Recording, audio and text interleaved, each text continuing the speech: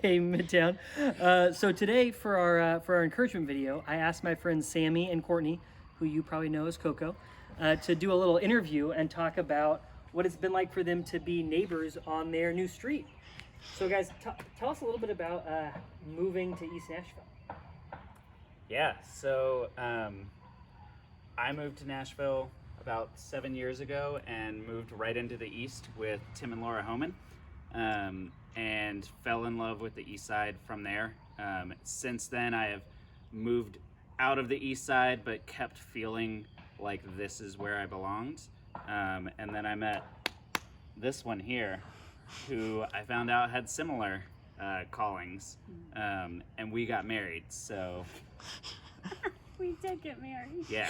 I work at an elementary school on the East Side and have for this is my 5th year, and so regardless of where we lived before then, after we got married, we did not live on the East Side, but knew this was ultimately where we wanted to be. And so, house hunting earlier this year, we arrived on the East Side officially.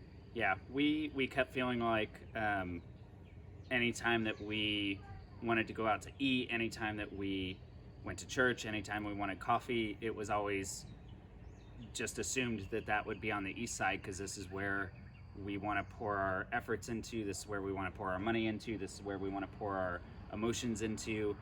So it just was a natural thing for us to really just look at the East Side when we were house hunting. And the Lord provided a great house that was everything we could have hoped and dreamed for. And yeah. That's beautiful. I love that. I think as we've talked, it's just been very clear that God called you guys to the East Side and made a way for that to happen. I love hearing that. So Sure. Tell us a little bit about moving into your new house. It was a whirlwind. Sorry, too soon. We moved into our new house 2 days before the tornado hit. So we knew that we wanted to move to the East Side to dig into the community, and God provided a very dramatic way for that to happen.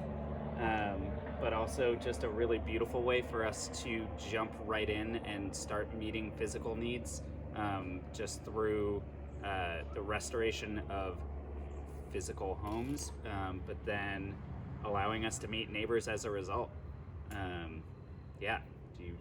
There's a specific neighbor I know you guys talked about that stood out for y'all. Yeah, so Miss Brenda lives across the street from us. She's a little bit older, and I had met her son the day that we moved in. He had moved his car so I could get the truck in, and he was the only person I had really met on the street. So when the tornado happened, that was the first person that was like, oh, we should probably check on them, because as Brant had taught so many times, like this is our opportunity to start being a good neighbor. And so we were able to bring her some bottled water, and then a couple weeks ago, month ago, maybe a little more, found out that her son actually passed away unexpectedly. And she called me just out of the blue while I was at work, because she wanted someone on the street to know about it and to know why we wouldn't see him around.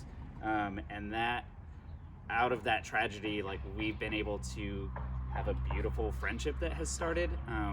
We were able to pray together that day on the phone.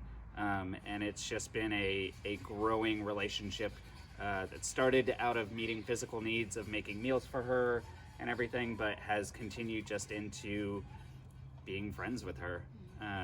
Could you talk a little bit about what that's been like for you, Coco? Yeah, I think during this time, especially with like being isolated in your home and like having to be home more often, it's definitely been good to know that like someone on the street knows us and we know them, and there's someone who, you know, is looking out for us, and someone who we can also like care about and look out for as well. Simple things like, you know, I'll walk the dog in the morning and she might be checking her mail, and we can, you know, just like exchanging like everyday pleasantries of like how it's going, and you know, shared moans and groans about power outages for multiple days, and just, you know, things like that, and just being able to, it's been cool to be able to like build that relationship in like a very like organic way, and the fact that she is now someone who is getting to know us and we're getting to know her, despite all the awkwardness and weirdness that is quarantine time. So Yeah. I think it's also just given us an opportunity to actually feel like we're part of the neighborhood, to have someone that knows our names and to wave to us in addition to us being like, hey, person we don't know. and So, can't meet for months. right. But yeah. So, yeah. Yeah, I'd love to hear you guys speak a little bit too, just to how, even maybe in a short time, you've seen the Lord using Miss Brenda in your lives too. Sure. You want to start? I can.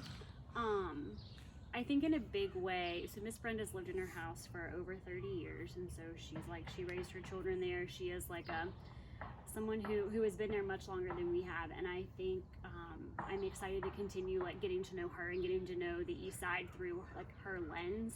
I think, you know, we moved in and the neighborhood feels like pretty young couples and young families, and she is, you know, like an older woman who has her own stories, and I'm sure, you know, I'm looking forward to like learning more about the East Side and the changes that it's undergone through her eyes and like through her lens. And I feel like, you know, the frequent like the phone calls and the sharing food with and just like the things that you do to like start building relationships, I'm looking forward to seeing like where that goes in the future and continuing to kind of like learn her story.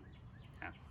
And I think for me, it's been largely she has been a source of conviction in my life because through tornadoes and power outages and the death of her son and all of that, the only thing that she keeps leaning on and that she is constantly talking about is how her Jesus is the only way that she gets through. And whenever we ask what we can be doing for her, it's always just keep praying.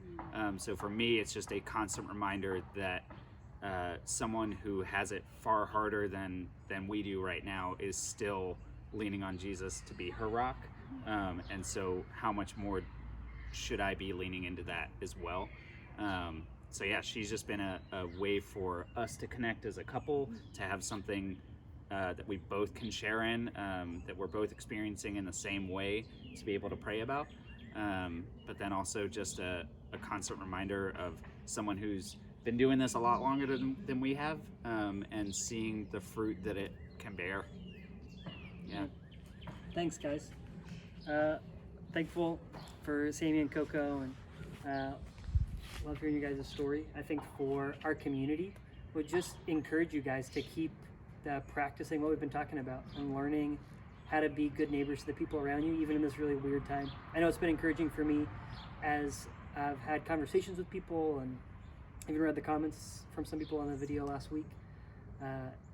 It's been fun to see how the Lord is providing opportunities for people to get to know the people who have been around them this whole time, but to see how God is opening up opportunities to get to know neighbors through this quarantine. So love you guys, and looking forward to being back together soon.